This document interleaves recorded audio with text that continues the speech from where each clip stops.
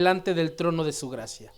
Y estando ahí, Padre, queremos rogarle que la palabra, que su palabra haga el propósito, cumple el propósito por el cual usted le envió para nosotros. Padre, ayúdenos. Nuestro corazón físicamente, nuestras emociones están dolidas, Señor, están tristes. Pero permítanos entender la maravillosa gracia, herencia y esperanza que tenemos en usted. Sin duda alguna, eso nos dará mucho ánimo y se cumplirá lo que el Espíritu Santo dijo a través del apóstol Pablo: animaos los unos a los otros con estas palabras, en el nombre de Jesús, amén. Bien, queridos hermanos, corría el año 63 al 65 después del Señor Jesucristo y estaba gobernando un emperador llamado Nerón. Algunos se preguntarán qué tiene que ver esto con la predicación. Bueno, Nerón había incendiado Roma y le echó la culpa a los cristianos. Muchos de ustedes conocen esa historia. Por lo cual el Imperio Romano desató una persecución en contra del cristianismo. Cristianos que eran apresados eran llevados al circo romano para que fueran asesinados por los leones. Algunos eran quemados en la hoguera, otros eran enterrados vivos, otros eran apedreados, otros eran decapitados, de tal manera que el pueblo cristiano está sufriendo. ¿Qué tiene que ver esto con el texto? Pues resulta que estos cristianos a los que Pedro les está escribiendo esta epístola son aquellos que están sufriendo esas persecuciones. Si ustedes ven el versículo 1, Pedro va a mencionar a los cristianos de la dispersión o los que están expatriados y menciona los lugares en los que está. Pedro menciona esos lugares haciendo énfasis en que los cristianos de esos lugares estaban padeciendo muerte. Lógicamente, eso iba a traer frustración, iba a traer decepción, iba a traer desánimo, iba a traer una gran tristeza a la familia de los cristianos que estaban perdiendo la vida. Mucha de la iglesia estaba desanimada por ello, de tal manera que como nosotros hoy en día, ellos decían: no sé si después de esta pérdida yo pueda seguir adelante. Algunos cristianos de ese momento decían: es que para mí la vida ya se acabó porque acabo de perder a mi ser querido, no sé cómo seguir adelante. Y es por eso que Pedro les va a escribir esta epístola. De tal manera que si ustedes analizan toda la carta, se van a dar cuenta que el propósito principal del apóstol Pedro es decirles: vivan con gozo en medio de la tribulación por la esperanza que hay en nuestro Señor Jesucristo. Pedro va a dar ánimos a esos creyentes que están siendo perseguidos, diciéndole: en Cristo tenemos una esperanza. Es por eso, amados hermanos, que no es casualidad que el apóstol Pedro inicie el versículo 3 con una doxología. Una doxología es una exclamación abundante de alabanza para nuestro Señor. Esa es una doxología, una exclamación de abundante alabanza para nuestro Señor. Si ustedes ven el versículo 3, Pedro inicia diciendo: bendito el Dios y Padre de nuestro Señor Jesucristo. Solamente que en nuestro texto Reina Valera falta una pequeña conjunción o proposición que aparece en el texto griego. En el griego en realidad dice: bendito sea. En nuestra Reina Valera únicamente está el artículo definido, él, señalando a Dios. Pero cuando dice bendito sea, está diciendo: en este momento Dios es bendito. La pregunta es: ¿en qué momento estaba la iglesia? En tribulación. O sea que Pedro está diciéndole a la iglesia de Cristo: en este momento de dolor, Dios es bendito. Wow, yo creo que alguno de nosotros podría decirle: oye Pedro, ¿cómo dices que en este momento es Dios bendito? Si veme, yo estoy sufriendo.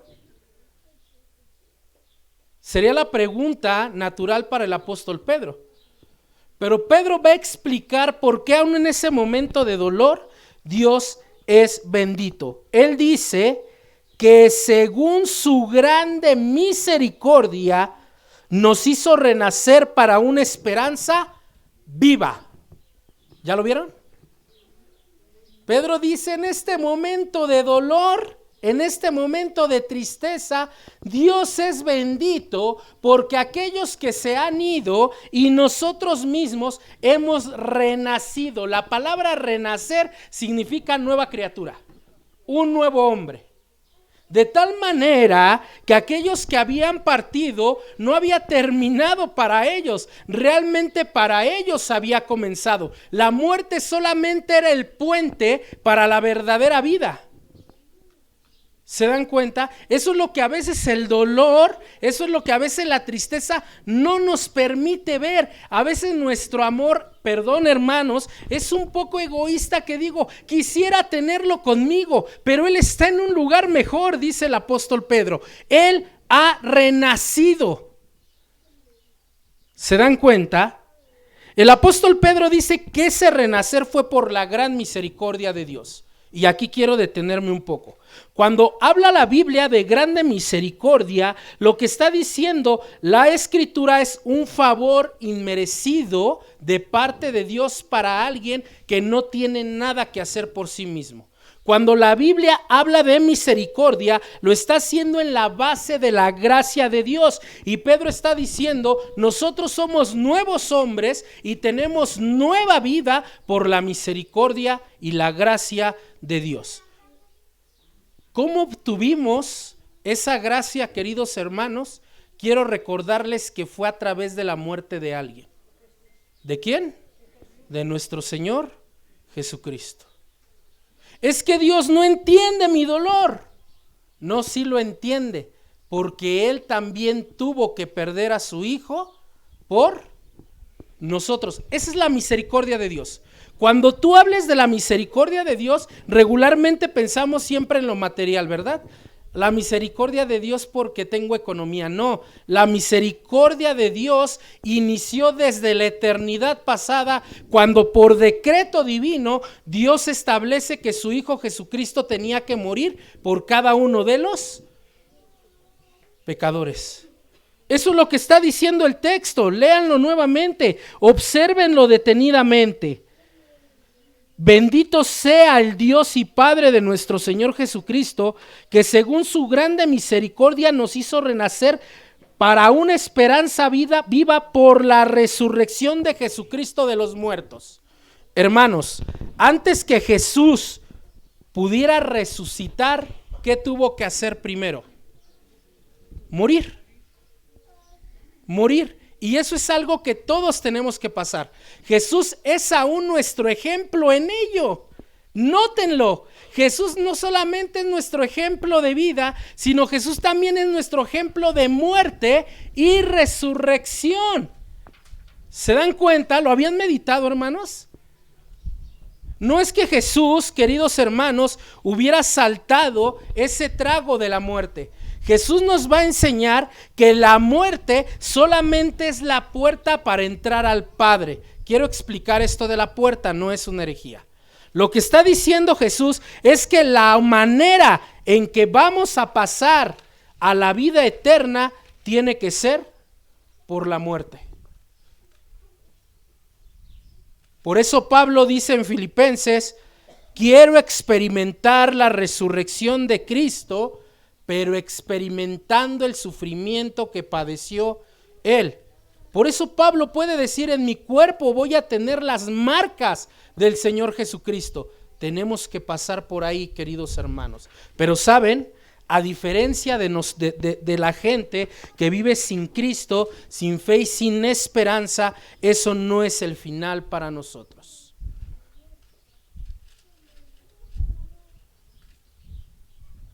Esa es la manera en que la Biblia nos está llevando a ver ese momento de la muerte. Por eso Jesús dice en Mateo 16 que las puertas del Hades no prevalecerán contra su iglesia. ¿Qué está diciendo Cristo? Que aunque mueras, no vas a permanecer ahí. El cuerpo de nuestro hermano Esteban ciertamente está dormido, pero él realmente está viviendo. Los que estamos viviendo en un mundo caído y caótico somos nosotros. Él ya está delante del Padre Celestial y sin dudamente se está gozando. Hermanos, ¿alguno de ustedes sabe qué es una herencia?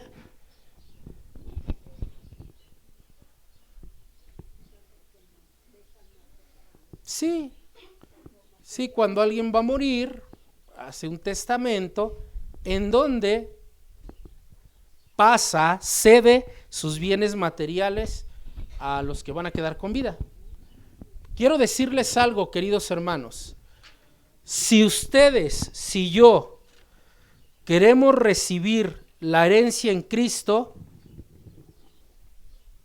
tenemos que pasar un ciclo diferente al que se vive naturalmente cuando se va a dar una herencia. Por ejemplo, para que yo le pueda, algunos han heredado en vida, eso me queda claro. Pero naturalmente, para que yo le pueda dejar una herencia a mis hijos, ¿qué tengo que hacer yo? Morir. Pero con Dios eso es distinto. Para que un hijo de Dios pueda recibir la herencia, no muere Dios, muere el hijo. Tenemos que morir para recibir la herencia. Qué interesante, ¿verdad? En los testamentos hay cláusulas y a veces es, yo le cedo todos mis bienes a esta persona siempre y cuando él venga a vivir a casa. Eso sucede con Dios. Para que tú puedas recibir la herencia, tienes que venir a casa. Cuando nosotros hablamos de que somos herederos de Cristo, siempre lo hacemos en términos terrenales. Yo aquí tengo una herencia, me queda claro que aquí comenzamos a vivir la herencia en Cristo, pero esa herencia no es completada aquí. ¿Saben cuándo recibimos esa herencia? Cuando estamos delante de Él. De tal manera, hermanos, que nuestro querido Esteban ha recibido la herencia. Y como dice el himno, entonces, ¿cómo poder estar tristes? ¿Se dan cuenta? ¿Por qué lo digo? Porque miren lo que dice a continuación el apóstol Pedro. Versículo 4. Para una herencia incorruptible, incontaminada, inmarcesible, reservada ¿en dónde? En los cielos para vosotros. Voy a leer el texto, léanlo conmigo nuevamente, hermanos. Dice la palabra, versículo 4, para una herencia incorruptible, incontaminada e inmarcesible, reservada en los cielos para vosotros. Pedro muestra, queridos hermanos, a aquellos cristianos perseguidos cómo ver más allá de sus tribulaciones para contemplar su herencia eterna. La vida, hermanos, la justicia, el gozo, la paz, la perfección, la presencia de Dios, la compañía gloriosa de Cristo, las recompensas y todo lo demás que Dios ha planificado es la herencia celestial del cristiano cuando éste llega a casa.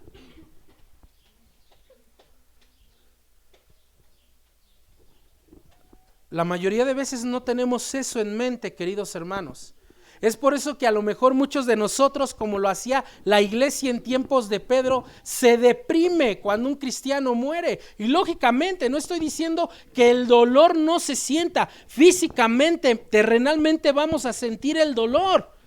Pero si tenemos esto en mente de los beneficios para el hermano que acaba de partir, ¿saben qué? Nuestra tribulación, nuestra tristeza será menos. ¿Y saben qué? Esto no me lo estoy inventando yo, está en las Escrituras. Y está clarísimo, queridos hermanos. Vayan a los Tesalonicenses capítulo 4.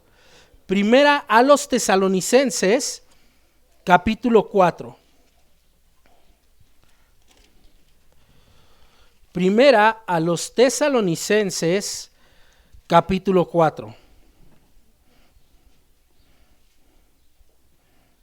Versículo 13. Vean lo que dice el apóstol Pablo, mediten lo que está diciendo el apóstol Pablo. Primera Tesalonicenses 4:13. Tampoco queremos, hermanos, que ignoréis acerca de los que duermen, todos juntos la siguiente frase, para que no os entristezcáis como los otros que no tienen esperanza. Pablo no está diciendo no se entristezcan. No, Pablo no está diciendo eso. Pablo está diciendo no se entristezcan como los otros que no tienen esperanza. ¿Se dan cuenta? Porque en Tesalónica pasaba lo mismo que pasaba en Roma con Pedro. Los de Tesalónica estaban siendo perseguidos y asesinados y les decían, no, que su Señor iba a venir por ustedes, la mayoría está muriendo. Entonces los cristianos de Tesalónica le preguntan a Pablo, Pablo, ¿qué sucede entonces con los que estamos muriendo si el Señor iba a venir? Y Pablo les dice, no se entristezcan como aquellos que no tienen esperanza. Les voy a poner un ejemplo. Juan capítulo 17. Muere Lázaro. Jesús está lejos. Jesús llega a Betania y la primera que lo recibe es María. No es cierto, Marta, ¿ya vieron? Ya estoy viendo quién ya está en el tercer cielo ahorita, ¿verdad? Lo recibe Marta. ¿Y cómo recibe Marta al Señor? Señor, si hubieras estado aquí, Lázaro no hubiera muerto. ¿A qué les suenan las palabras de Marta? Como cuando nosotros decimos, Señor, pues no que estabas conmigo, entonces ¿por qué mi familiar, mi ser amado murió? ¿Por qué no se curó? Igualito, ¿se dan cuenta? Jesús entra a Betania y manda a Marta a llamarle a María, y viene María y ¿cómo recibe al Señor? Señor, si hubieses estado aquí, mi hermano no habría muerto. Y Jesús entra a Betania y ve a los judíos. ¿Y cómo lo reciben los judíos? Señor, si hubieses estado aquí, al que tú amas no habría muerto. ¿Y qué le dicen los apóstoles a Jesús? Señor, si hubiéramos llegado antes, Lázaro no habría muerto. O sea, todo mundo reclamándole al Señor. Y en ese momento dice la Biblia, Jesús lloró. La interpretación convencional dice, Jesús lloró porque se murió Lázaro. No es cierto. Jesús ya sabía, es más, Jesús 3 días antes de llegar a Betania les dice, Lázaro murió, yo voy a ir a levantarlo. ¿Por qué lloró Jesús? Por la incredulidad de todos los que estaban ahí. Esa es una tristeza sin esperanza. Y eso es lo que Pablo dice, no quiero que lo tengan. No deben tener eso. Una tristeza que los lleve a perder la esperanza en Dios y decir, todo se ha acabado. ¿Se dan cuenta?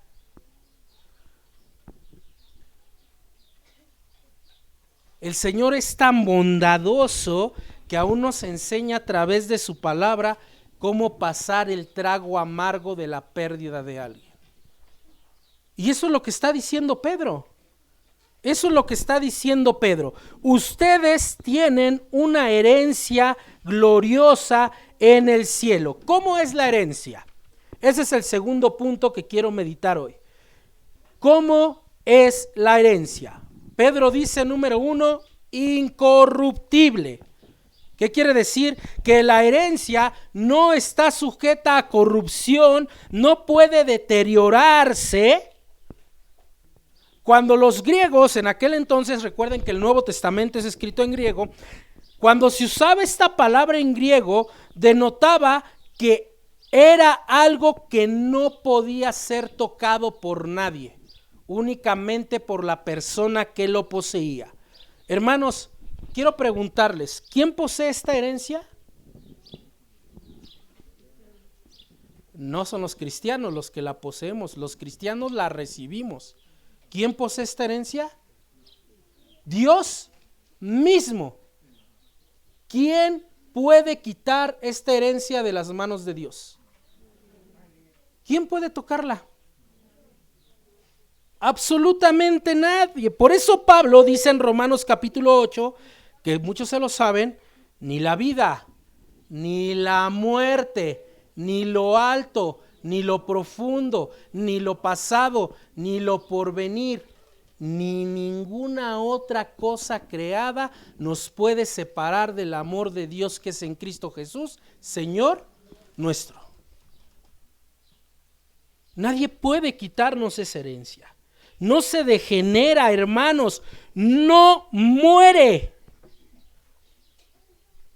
No muere, ni está sujeta a la destrucción. A diferencia de lo terrenal, amados hermanos. Por ejemplo, el pueblo de Israel, antes de la deportación a Babilonia, recuerden, en el 722 los asirios vienen y destruyen al reino del norte. En el 800 vienen los babilonios y conquistan al sur. Israel estaba muy orgulloso de sus posesiones. Ellos decían, somos un país próspero, nadie nos puede quitar, no lo puede quitar, perdón. Y vienen los babilonios y los asirios y los destruyen. Pero hubo algo que los babilonios y los asirios no le pudieron quitar a Israel. ¿Qué fue? A su Dios. La misericordia de su Dios. Cristo estaba colgado en la cruz del Calvario, sus discípulos estaban totalmente tristes, pero Jesús les había dicho algo, su tristeza se convertirá en gozo. ¿Por qué, hermanos?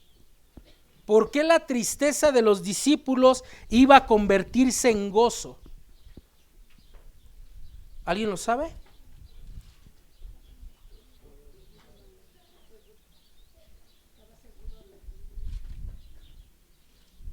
¿Alguien? Porque iban a recibir la herencia. Pedro dice que es una herencia incontaminada, número 2. Esta palabra describe algo que no se puede manchar. Describe cosas que permanecen puras.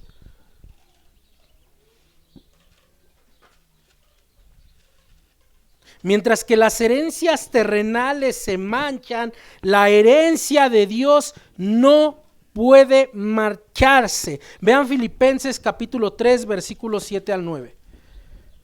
Filipenses capítulo 3, versículos 7 al 9. Filipenses capítulo 3, versículos 7 al 9. El que lo tenga, dele lectura, por favor.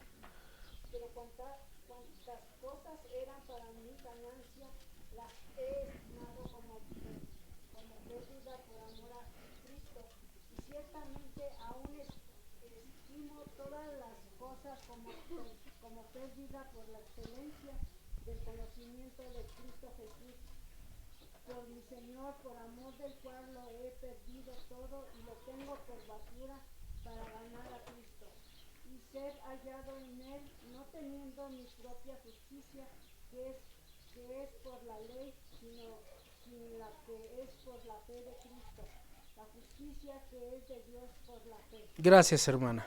¿Se dan cuenta? Pablo está haciendo un contraste entre lo terrenal y lo espiritual. Y Pablo dice, lo terrenal lo tengo por basura, porque para mí la excelencia es tener a nuestro Señor Jesucristo. ¿Por qué? Porque eso es sin defecto y es perfecto. Hermanos, cuando un cristiano muere, recibe esto. Es perfecto, se ha vuelto perfecto.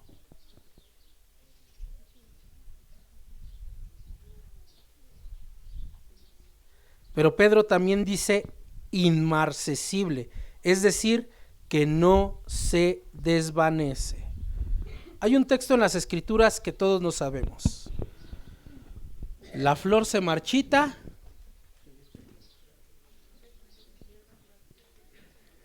creo que no nos lo sabe.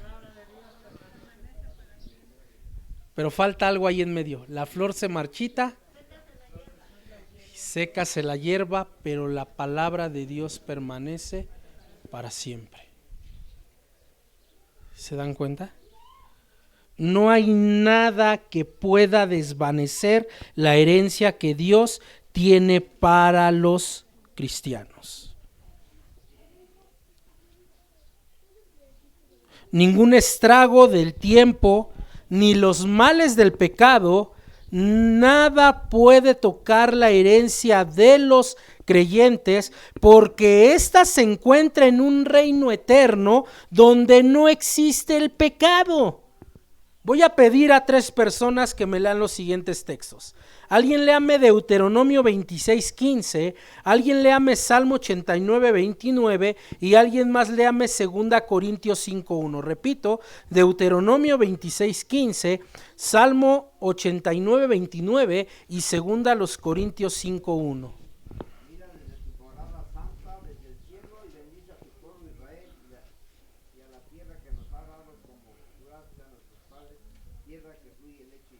Gracias, hermano. Salmo 89:29. Pondré su descendencia para siempre y su trono como los días de los cielos. Gracias. Y 2 Corintios 5:1.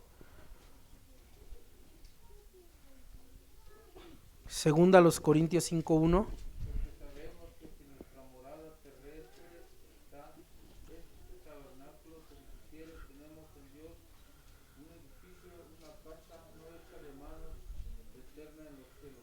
Amén. ¿Notaron 2 Corintios 5:1? Si esta casa se desvaneciere, ¿saben de qué está hablando Pablo? De su cuerpo. Si esta casa se desvaneciere, tenemos en Dios un edificio. Hermanos, ¿qué tiene nuestro hermano Esteban en este momento? Un edificio. ¿Se dan cuenta? Me decía un hermano de la iglesia: pastor, ojalá usted no se muera nunca. No me quite esa bendición, hermano.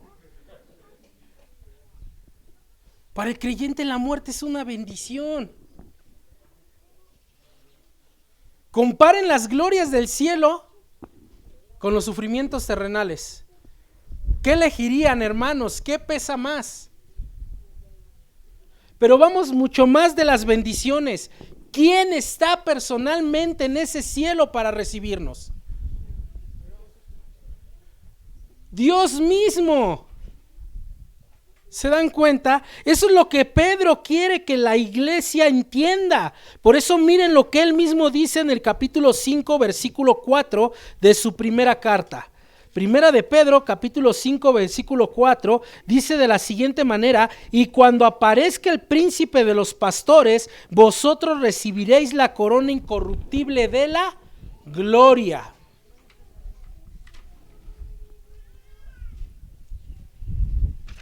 Pero muchas veces nuestro dolor, hermanos, nos lleva a no querer eso para nuestros seres queridos. Yo lo quisiera conmigo, pero está sufriendo, está muy mal. Muchas veces se encuentran postrados con mucho dolor en una cama, pero yo quiero tenerlo conmigo. No, perdón, hermanos, ese es un pensamiento muy triste y muy egoísta, que el Señor no está de acuerdo con él. Déjenlos venir a mí. Quiero hacerles una pregunta, hermanos, ya para terminar.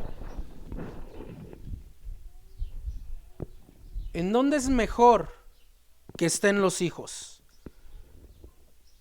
¿Con alguien desconocido o con padre en casa? ¿En dónde es mejor entonces que estemos nosotros? ¿En este mundo caído o con el padre en casa? ¿Se dan cuenta? Y eso es lo que Pedro está diciendo: cristianos, no se depriman, no caigan en desánimo, no piensen que después de esto su vida ya no continúa. Es todo lo contrario, ustedes siguen corriendo la carrera y su querido hermano ya ha llegado a la meta.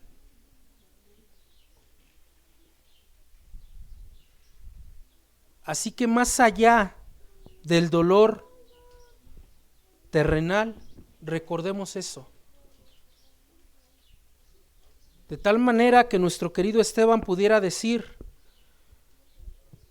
he peleado la buena batalla, he terminado la carrera, he guardado la fe. Por lo demás, me espera la corona incorruptible de justicia que Dios ha preparado no solamente para mí, sino para ellos que lo aman. Así que, hermanos, tengamos eso en el corazón. Hay tristeza, claro que la hay. Lo último que yo recuerdo de mi querido Esteban fue que me dijo: gracias por ser mi amigo, pastor. Estaba Anita. Siempre le había orado a Dios por un amigo y gracias porque usted es mi amigo. Y eso lo voy a tener en mi corazón siempre. Pero esas palabras no se comparan a las que él recibió cuando le dijeron: entra al gozo de tu Señor. Son incomparables, amados hermanos. Y eso es lo que nos ayuda a vivir con gozo en medio del dolor. Así como los cristianos de Roma vivían con gozo en medio del dolor, porque sabían que nuestro Señor Jesucristo vendría por su iglesia y los que habían muerto ya estaban con él. De tal manera, hermanos, que termino esta tarde como lo hizo el apóstol Pablo con los tesalonicenses.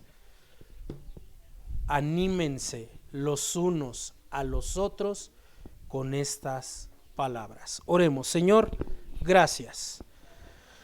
Gracias por su palabra, Señor. Sin duda alguna que es un ungüento para nosotros en este momento de dolor. Señor, gracias.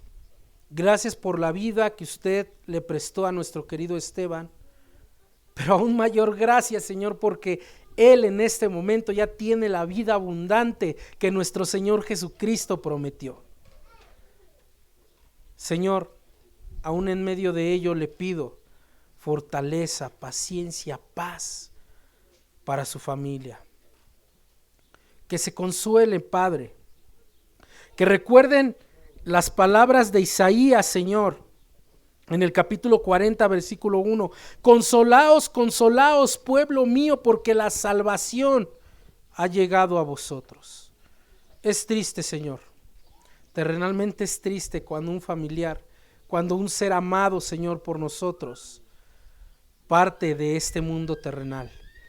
Pero nos llena de gozo saber en presencia de quién está.